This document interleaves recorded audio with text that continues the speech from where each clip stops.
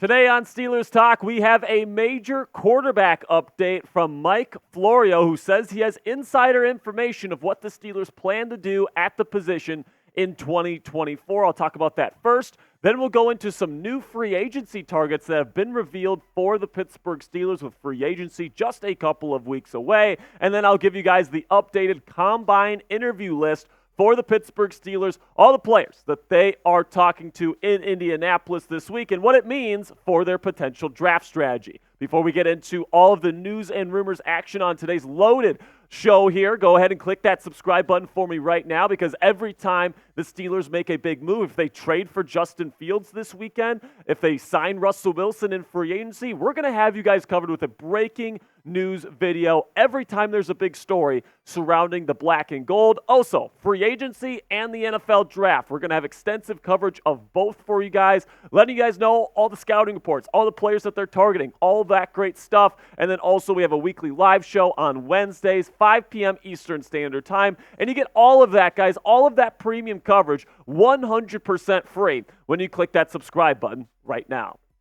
So let's start with the big report here from Mike Florio, who says that the Pittsburgh Steelers are likely going to roll with Kenny Pickett as their starting quarterback in 2024, and that their desire is to bring back Mason Rudolph as his backup and as a plan B option, and then to have the two of them kind of converge together in training camp and battle it out for the starting job. This is what Florio had to say on his show the other day. The thing about the Steelers not wanting another quarterback is real. As stupid as it sounds, they want to go Kenny Pickett and Mason Rudolph. And listen, this is like the eighth person at this point that we have heard say the Pittsburgh Steelers are confident in Kenny Pickett and they want to bring back Mason Rudolph as legitimate competition for the starting position. Now, I don't think that that's a good idea personally. I think that if you do that, that you're asking for a split locker room, because there's players in that Steelers locker room that would rather have Mason Rudolph than Kenny Pickett, and the last thing you want is a split locker room when it comes to who should be playing the quarterback position. But right now, if this ends up being the case, and Kenny Pickett is the starter for the Pittsburgh Steelers in 2024, their plan and what they're hoping to get out of Kenny Pickett is a big jump in production, similar to what Ryan Tannehill was able to do going from the Miami Dolphins in 2018 to Arthur Smith's offense in 2019, when he won Comeback Player of the Year and led the Titans to the AFC Championship game. Look at these numbers. Look at the difference between these two. I mean, the completion percentage jumped up almost 6 points, man. Over 6 points, actually. Then you get to the yards per game. Way more efficient. Definitely the highest yards per attempt in his career. Almost got to a first down per pass attempt during that 2019 run. The touchdown percentage went through the roof as well. The interceptions went down. And then it was the highest quarterback rating of his career there when he took over for Marcus Mariota in 2019. Again, Arthur Smith and Ryan Tannehill, that combination got the Tennessee Titans to the AFC Championship game. And then the next year, Ryan Tannehill had another good season, 65.5% completion percentage, almost 4,000 yards, and one of the best touchdown to interception ratios in the National Football League. And oh yeah, they finished as the number one seed in a loaded AFC conference. So the Pittsburgh Steelers are like, hey, if Arthur Smith can do it for a guy like Ryan Tannehill, maybe he can do it for Kenny Pickett. Now, my take on that is that it seems like a pretty big gamble to me, where the thing that you're hoping for is that you're hoping he ends up like a guy like Ryan Tannehill, all right? I think that if you're going to be hoping for something out of a quarterback, you want to hope that somebody's like a MVP caliber guy, somebody that can go and win you a Super Bowl, all right? For as good as Ryan Tannehill was in that Tennessee Titans offense, they didn't win a Super Bowl. They didn't go to a Super Bowl. So if the goal here is to get a quarterback that can dethrone Patrick Mahomes, dethrone Josh Allen, dethrone Joe Burrow in the AFC, I just don't see it. Even if Kenny Pickett works out and you're getting a Ryan Tannehill type quarterback, sure, this team's going to win games, but is this team going to win a Super Bowl? And I'm just not sure that's the case. Now, the rumors when it comes to Justin Fields, and I really do think that if the Steelers decide to move on from Kenny Pickett, it's going to be because they get a really good deal on Justin Fields. And this is the latest that we're hearing on a potential Justin Fields trade and what his market looks like from people that are talking around the NFL Combine. This one is from Diana Rossini, and she says, I don't think the market is as robust as a lot of people thought. I just don't think that there is a team right now that is going to be aggressively chasing after Justin Fields, knowing that the other free agent quarterbacks on the market right now that have had more success and maybe a better possibility than trading for Fields. So listen, man, if these reports are true, and this is what I've been kind of telling you guys on the show here over the past week, I'm not too sure the market is really there for Justin Fields, which means that Omar Khan and the Steelers, if they still like Justin Fields, and it seems like they do potentially, they could get a really good deal and fleece the Chicago Bears once again. Remember, they did it with the Chase Claypool trade. They have a relationship with Ryan Poles, the Chicago Bears GM. They like to do trade talks with each other. I could see it potentially happening this way, where you get Justin Fields, and all you have to give up for a guy that could be a star quarterback in the National Football League and is a great fit for Arthur Smith's offense, all you would have to give up is potentially a third-round pick. Now, I've said time and time again, if you're Omar Khan and you're the Steelers, because you have Russell Wilson that you could potentially get for the vet minimum in free agency in a couple of weeks, the last thing that you want to do is overpay for Justin Fields. So whatever your price is, if you're the Steelers, you stick to it and you make the Bears bend to your will. And if they don't do that and they want to go in another direction, fine, go get Russell Wilson in free agency if he wants to come to you. And if he doesn't, go ahead and rock with Kenny Pickett if that's what you really want to do. Now, let me know down there in the comments section, would you accept this offer if the Bears said you could have Justin Fields for just a third-round pick? Type A if you would accept it, or type D if you're going to decline it. This is going to be the pinned comment on today's show, so YouTube's going to throw you an ad break here in just a couple of seconds. When that happens, take advantage of that time by answering today's pinned question. So now let's go to free agency here, where there's a couple more free agency targets that are starting to get linked to the Pittsburgh Steelers just a couple weeks out from the start of free agency this year. So let's start with a potential CB2 for the Steelers here, and it comes from the Washington Commanders. It's Kendall Fuller, who has had a couple of really good seasons there with the Washington Commanders over the last couple of seasons. And Aaron Schatz from ESPN has linked him to the Steelers this offseason. This is what he had to say. The Steelers have some need at cornerback, especially if they decide to move on from Patrick Peterson or move Patrick Peterson to safety full-time. Fuller was the only Commanders cornerback last season with strong coverage numbers. His coverage DVOA was similar to those of L'Jarius Sneed and Marshawn Lattimore, although he did allow a lot of touchdowns. In Pittsburgh, he could play opposite Joey Porter Jr. and take the easier assignment while Porter works on the opposition's number one receiver. Fuller should be good enough to allow Pittsburgh safeties to shade towards Porter's man. Now listen, I like Kendall Fuller. I think he's a really good player for a specific type of scheme. And his scheme is like a Fangio style, off coverage, kind of instinctual, read the eyes of the quarterback type of system. The Steelers don't really do that, all right? The Steelers will play cover 4 quarters and cover 6, no question about it, but they also like to have the versatility of people getting in the face of people with press coverage and all these different things. So I'm not too sure if Kendall Fuller is a great fit for the Pittsburgh Steelers. Now, Pro Football Focus projects his contract at a pretty decent 3 years and $13.33 million per season. And you know what? That's not the worst contract in the world, and you could do a lot worse than signing Kendall Fuller. Don't get me wrong, but also I'm not sure if he's got the kind of versatility in terms of scheme that you look for if you're Mike Tomlin and you want a corner that can do a lot of things. Now, coming up, we got more free agency targets. We got a couple of targets at the safety position to talk about today. But before I get into those, let's have a word from our sponsor here at Prize Picks. And guys, football season is over. I know I'm just as upset about it as you are, but the action on the floor when it comes to college and professional basketball is just heating up. Whether it's tournament season or the fight for playoff home court, there's no shortage of high-stakes basketball moments this time of the year. So get in on the excitement with our friends at Prize Picks, America's #1 fantasy sports app, where you can turn your hoops knowledge into serious cash. With withdrawals, quick withdrawals, easy gameplay, and an enormous selection of players and stat types are what makes Prize Picks the #1 daily fantasy sports app in the United States. So you might be asking yourselves, how does this work? Well, here's how you play. Pick 2 to 6 players, and if they'll go for more or less than their Prize Picks projection, you can even win up to 25 times your money on any entry. And you can even put in Prize Picks entries for the NFL Combine. So this was my Prize Picks today. The defensive backs are already going.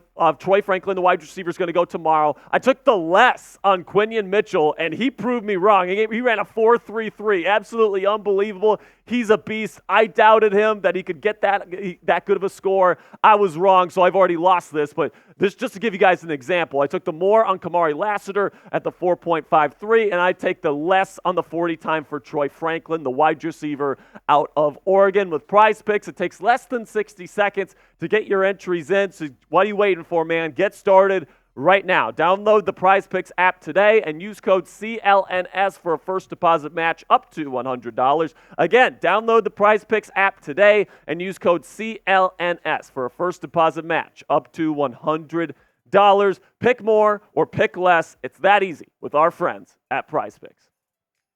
So now there was a report that came out the other day that the Pittsburgh Steelers are interested in bringing back Terrell Edmunds after letting him walk in free agency last year. He signed with the Philadelphia Eagles. It didn't work out with them. He was traded to the Tennessee Titans where he finished out his 2023 campaign. And now he's set to hit the free agency market again. And apparently both sides are interested in a reunion. And personally, guys, I would totally take back Terrell Edmunds if it's on the cheap. I'm not giving him a big contract, all right? He's going to be coming on a team-friendly deal if he comes here at all. But I know that Mike Tomlin and Teryl love to deploy that 3 safety package, and Terrell Edmunds was perfect in that kind of hybrid linebacker / safety role. He was really good at getting in the slot, getting in against tight ends, and covering those guys up. I thought that he was really good in that kind of role. And I think that's something that Mike Tomlin would consider reuniting with here, especially because they need kind of that bigger safety linebacker type to fill out that role this offseason. And then also in other news, the Philadelphia Eagles released Kevin Byard today as a cap casualty, essentially. So he's going to be on the open market. And listen, man, Byard's a pretty darn good player. He's over 210 pounds, so he could definitely play strong safety. And if you're looking for a starting safety in the league on a decent contract, I think Byard could be your guy if you're the Pittsburgh Steelers. His Pro Football Focus grades over the last 3 seasons have been pretty darn good, but they have been declining, all right? So in 2021, he was elite, all right, a 90.2 grade. One of the highest graded safeties in football. Then that went down to 79.5 2 seasons ago. And then last year, the 2023 season, he kind of didn't play all that well with the Philadelphia Eagles, didn't really mesh well with their system. But you could tell that he was a much better fit in Mike Vrabel's more aggressive style of defense than they were with the Eagles, which defense was a complete mess in 2023. So I do think if he comes to the Steelers as the next strong safety here, I think he'd look pretty darn good. I think he would be a good player for this team, especially if you can get him for a pretty decent contract here and something a little bit more team-friendly. But let me know what you guys think down there in the comment section. If you could pick one safety to bring in, who are you taking? Type TE for Terrell Edmunds or type KB for Kevin Byard? If I would have to just choose one, same contract, I'll take Kevin Byard personally. I think that he's got more high-end experience. I think that he's a good fit for the system. And I do think he still has the legs to be a true starting strong safety in the National Football League. So now let's get into the Combine interview list here. And we're just going to talk about the formal interviews today. The list for informal interviews just keeps going on and on and on. So we're just going to go with the formal interview list today. And if you want to see the defensive linemen and the inside linebackers that the Steelers talked to earlier this week, we talked about it in a video earlier in the week, so I'm going to put the link to that one in the comments and description. So if you missed that one, you can check it out. So let's start with the wide receivers here, and they had formal interviews, confirmed formal interviews with 6 wide receivers. Jalen McMillan from Washington, Troy Franklin from Oregon, A.D. Mitchell, Coop's guy out of Texas. Then you got Keon Coleman, the big receiver on the outside for Florida State, Brian Thomas Jr. from LSU, and Roman Wilson from the Wolverines. And, these guys are definitely really, really good. I really think that all of these guys are probably going to go by day 2 of the NFL draft. Now we get to the corners. I know that the graphic says wide receiver at the top of it, but we're going to go with cornerback, formal interviews. There we go. Producer Coley fixed it for us. And we're going to start with Cooper DeJean, the cornerback out of Iowa. A super versatile player. Actually met with the Steelers multiple times this week, so it seems like the Steelers are really honing in on Cooper DeJean out of Iowa. Terrion Arnold, the athletic corner out of Bama. Kamari Lassiter out of Georgia. Mike Sandstrel, a nickel corner that builds his game and kind of models his game off of Mike Hilton. A lot of Steelers fans really like his game. They talked with him as well. Nate Wiggins from Clemson just ran a 4.29 40. Absolutely blazing. Hopefully his groin is okay, though. He was hurting a little bit after that. Then we get to Kool-Aid McKinstry, who apparently has a foot fracture. So, there's a couple guys here that they had formal interviews with that are actually hurt, but all of these guys definitely going to be gone by day 2. Then other formal interviews that they had, a couple running backs, Isaac Garendo from Louisville, Jonathan Brooks out of Texas, Jaheim Bell, a tight end from Florida State, and then 2 safeties, Tyler Newman from the Minnesota Golden Gophers, and Kalen Bullock, the safety from USC. So there was no formals given to quarterbacks this year, or at least so far. So they didn't talk with Spencer Rattler. They didn't talk with Michael Penix Jr. It doesn't really seem like the Steelers are really hunting quarterbacks this year, and their behavior and who they're choosing to do these formal interviews with is definitely an indication of that. So, and the reason why I bring up the formal interviews here is because they are important to the Steelers, all right? Top 4 picks last year, Jones, Porter Jr., Keanu, and Herbig, all of them. They had formal interviews with the Pittsburgh Steelers at the Combine, so that's why it's super important to keep track of the formal interviews here for the Black and Gold, because they really show their hand in which players they are truly interested in with who they decide to talk to at the NFL Combine. So I got a couple of takeaways from the list that has come out for the formal interviews here. My first takeaway is that the Steelers are at least looking at taking a wide receiver by day 2 of this year's NFL draft, all right? And people were kind of blasting me this week because my pre-combine mock draft, I had the Steelers taking Ricky Pearsall, a wide receiver out of Florida, in the second round, and people are like, there's no way the Steelers are going to take a wide receiver on day 2. There's just no way. And then they talked to like 6 day 2 receivers at the Combine, all right? So I really do think that they're going to try to add another receiver to this group, particularly kind of a bigger wide receiver. And I do think that Deontay Johnson, if push comes to shove here, his head could be on the chopping block here, especially if they want to get a trade done for Justin Fields and they don't want to give up any high-level draft capital.